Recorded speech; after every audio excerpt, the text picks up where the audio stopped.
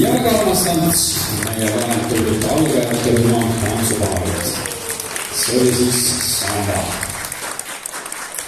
Ning teiseks tantsuks on algajate Tšetšetšana ja paberil